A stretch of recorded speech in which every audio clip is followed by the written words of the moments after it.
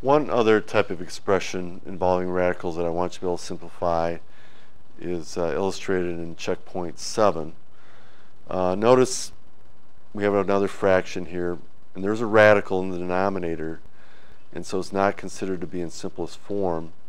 We can't use the method we'd used in checkpoint 6, because if we try multiplying by the square root of 5, and let's go ahead and try it. Square root of 5 on the bottom, square root of 5 on top, you're going to get 8 times the square root of 5 on top. But down here, we have to multiply by square root of 5 by both of these terms. Remember, a fraction bar is a grouping symbol, so you're multiplying the square root of 5 times the 4 and the 5. So what we do at the bottom, we get 4 times the square root of 5 plus square root of 5 times 5 is 5.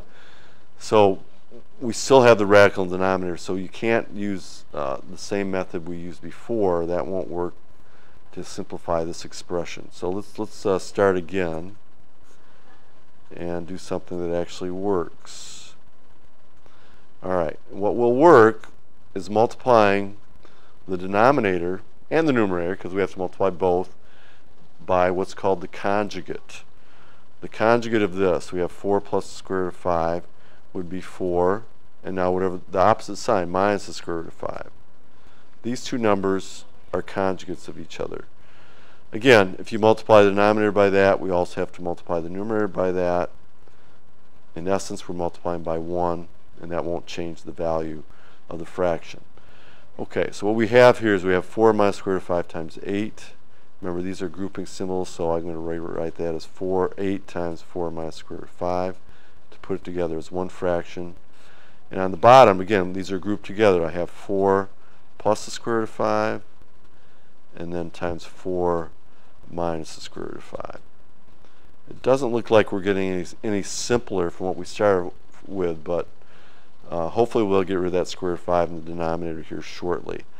Let's go ahead and multiply some of this out. I'm going to multiply this out using the distributive property. You get 8 times 4 is 32, minus 8 times the square root of 5. So that's what we get on the numerator. On the denominator now, we can't multiply 4 times 4 square root of 5 times square root of 5. We have two terms here, two terms there. We have to use what's called the FOIL method. So I'm going to use that. We'll use it a lot in this course this year. Hopefully you'll be able to do it, if you can't already, in your sleep. So let's multiply the FOIL method first, outer, inner, last. So multiply the first terms. 4 times 4 is 16. Multiplying the first terms. Let's multiply the outer terms. That's the O in FOIL. 4 times negative square root of 5, so we get minus 4 times square root of 5. Multiply the inner terms. And I like to put the number part first, the radical second. Square root of 5 times 4 is the same as 4 times square root of 5. And then multiply the last. Square root of 5 times negative square root of 5 will be negative 5. So that's what we get in the denominator. Notice that here we have negative 4 times square root of 5, and here we have plus 4 times square root of 5. Those will cancel each other out. In the numerator we have 32 minus 8 times square root of 5. The denominator, what we're left with, is 16 minus 5, or 11. Okay, now we're in simplest form.